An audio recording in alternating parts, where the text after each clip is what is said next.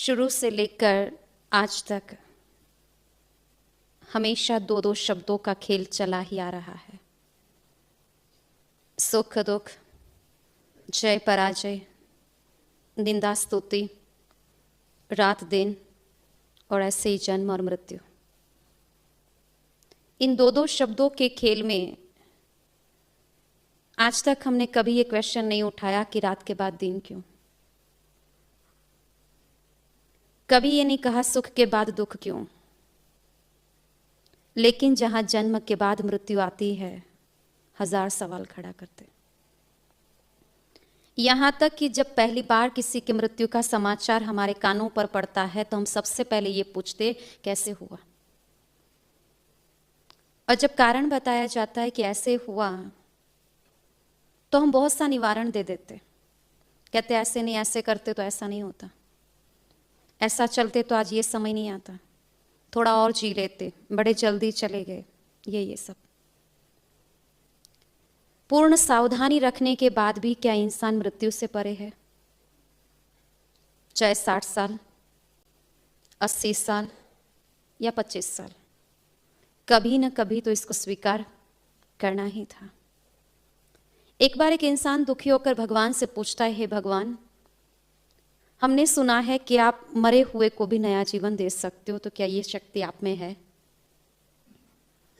भगवान ने बड़े प्यार से मुस्कुराते हुए कहा, क्यों नहीं, जीवन दान में दे सकता हूं। तो उस इंसान ने अनेक किस्से भगवान के आगे रख दिए और बोला, देखो उनके जाने के बाद उनके परिवार की स्थिति क्या है, अगर आपने जीवन दे दिया होता तो कितना अच्छा होता। भगवान बोले, अगर मैं उनको जीवन दे भी दूं, क्या वो इस नए जीवन में दोबारा नहीं मरने वाले थे?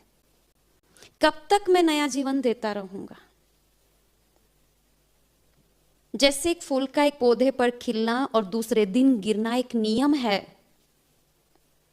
ठीक उसी प्रकार जन्म लेना, जीवन जीना और अंत की ओर प्रस्थान करना, ये भी एक नियम है। और इस नियम में मैं भी बंधा हुआ, मैं इसे चेंज नहीं कर सकता। अगर आज से 100 साल, 200 साल या कुछ सदी पीछे जाओ तो हमसे भी अच्छे महात्मा, पुण्यात्मा, त्रेता से भी अगर आगे जाओ तो देवात्माएं थे। आज के कलिकाल के अंदर उन आत्माओं की अति आवश्यकता है। फिर भी उनको शरीर से अमरत्व प्राप्त नहीं हुआ तो आज हमें होना तो असंभव बाबत है। आज तक कोई दुनिया में एक आंगन ऐसा नहीं मिलेगा जहां मृत्यु के कदम नहीं पड़े हो। एक भी दरवाजा ऐसा नहीं है जहां मृत्यु ने दस्तक नहीं दी हो।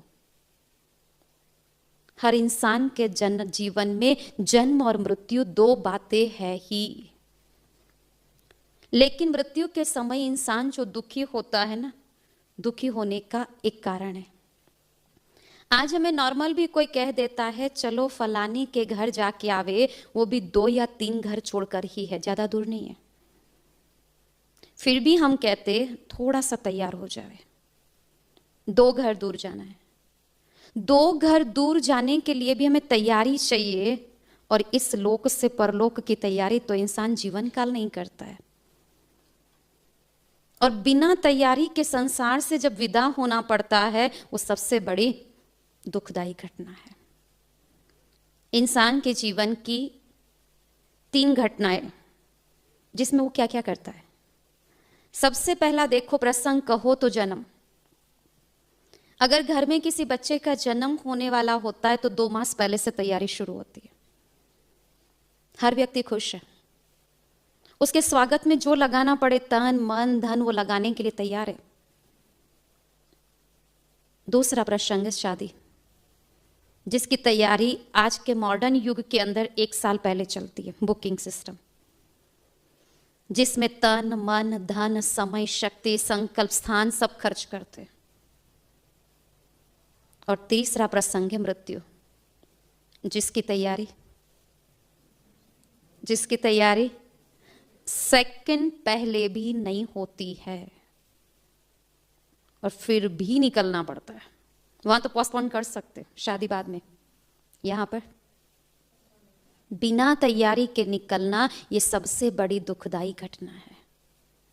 और इसलिए इंसान जब मृत्यु नजदीक दिखाई देती है तो रोना शुरू करता है। ज्यादातर देखा जाता है कि लास्ट स्टेज पर जब इंसान होता है तो उसका जो परिवार है वो उसके आगे गीता, गरुड़ पुराण, पता नहीं क्या क्या पढ़ते, ताकि लास्ट स्टेज में सोचते उसको कुछ ज्ञान मिल जाए, सदगति हो जाए। लेकिन ज्यादातर देखा जाता है जो आसपास लोग पढ़ते हैं वही सुनते हैं। जो बिस्तर पर लास्ट स्टेज पर है उसको तो अपना पूरा जीवन काल अंदर ही अंदर रिपीट हो रहा होता है कि मैंने क्या कमाया और क्या गवाया, वो तो कुछ सुन ही नहीं रहा है। तो लास्ट स्टेज एक ऐसी अवस्था है कि जहां पर व्यक्ति हिसाब तो लगा सकता है लेकिन नया कुछ कमा नहीं सकता, मार्जिन नहीं है उसके पास। और मृत्यु एक ऐसी घटना है कि जिसको चाहो या न चाहो लेकिन स्वीकार तो करना ही है, चाहे वो कोई भी एज में हो। दूसरी बात कि जन्म और मृत्यु जीवन के दो पहलू है, दो बाजू है ये कह सकते। अगर जन्म की खुशी है तो उसका दूसरा बाजू है मृत्यु, और अगर मृत्यु का गम है तो दूसरा बाजू है जन्म, क्योंकि ये एक दूसरे से जुड़े हुए हैं। अगर आज किसी से का घर से जाने का दुख है तो जाने वाला आत्मा जो है वो जहां जन्म लेगा वहां भी तो किसी की कमी है, वहां खुशहाली है, स्वागत की तैयारी है।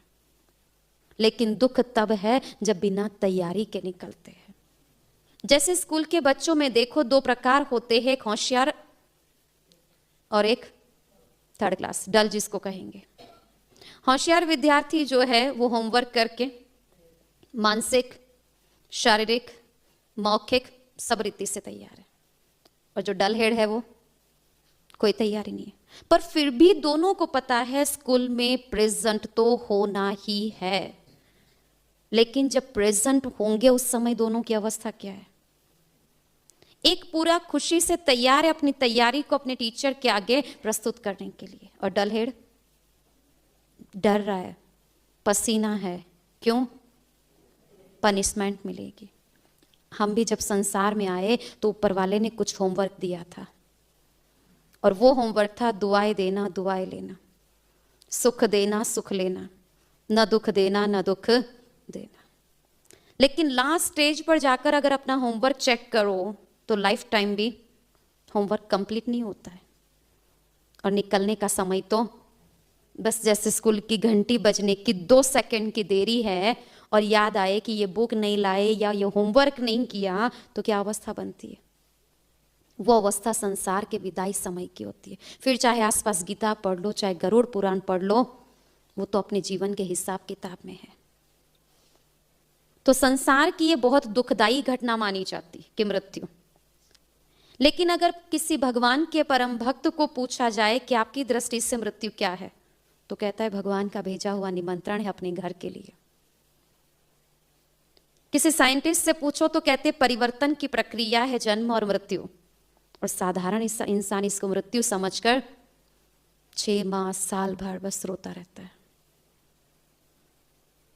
दुख इस बात का ये जरूर है कि जाने वाला इंसान वापस तो आएगा इस संसार में, पर वही रंग रूप, वही संबंध, वही नातों से नहीं मिलेगा। मिलेगा जरूर, लेकिन ड्रेस और एड्रेस दोनों चेंज होगी। ड्रेस माना बॉडी, चाहे स्त्री चाहे पुरुष, और एड्रेस माना घर। मतलब ये कहा जाए मृत्यु एक ऐसी नींद है जैसे हम रोज सोते हैं, सुबह जागते हैं, लेकिन मृत्यु एक ऐसी नींद है सोएंगे इस घर में और हमारी जाग होगी कोई दूसरे घर में। लेकिन जन्म और मृत्यु की प्रक्रिया को हम बदल नहीं सकते। हम अगर केवल बदल सकते हैं तो अपनी मृत्यु की स्थिति को बदल सकते। कैसे निकलना है हमें, हंसते हुए या रोते हुए?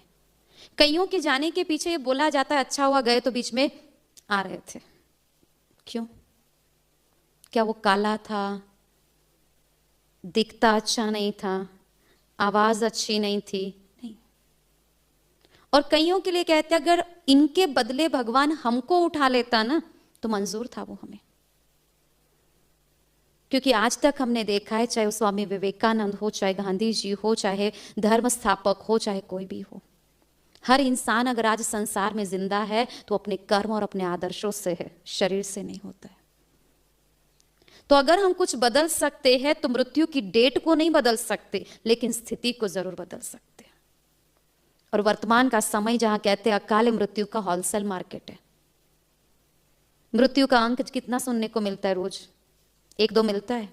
हजारों में मिलता है। मृत्यु के प्रकार भी देखो तो कहां एक्सीडेंट, कहां आयुष्य के हिसाब से, कहां बीमारी के कारण, कहां मर्डर केस, कहां सुसाइड केस, कहां प्राकृतिक आपदाओं में लाखों की जनसंख्या, बहुत कुछ। आज से कुछ साल पहले ये जानना पड़ता था क्यों इसकी मृत्यु हुई, आज नहीं पूछना पड़ता। आज बहुत सारी वजह है मृत्यु की, पूछना नहीं पड़ता।